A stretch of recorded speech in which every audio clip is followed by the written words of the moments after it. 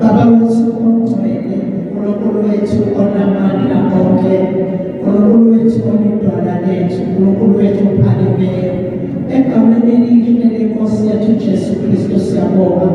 Ngiyamnxusa uNkulunkulu wethu ongcwele, thola isibusiso nakuyo le ndawo naphezu kwabantwana bakho asebelethile udumo, uNkulunkulu ngenxa yomsebenzi.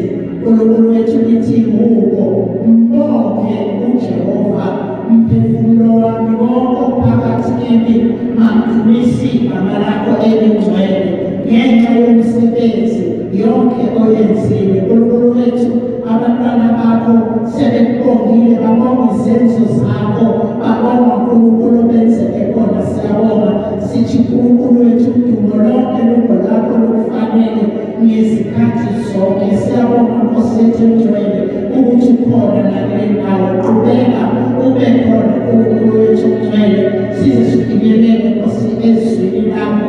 Ukhona, siphinde siqhubeke sifakaze ngezwi lakho ngokuthi uNkulunkulu wethu uyalimela izwi lakho ngesikhathi zonke. Siyabonga udumo lufanele uJesu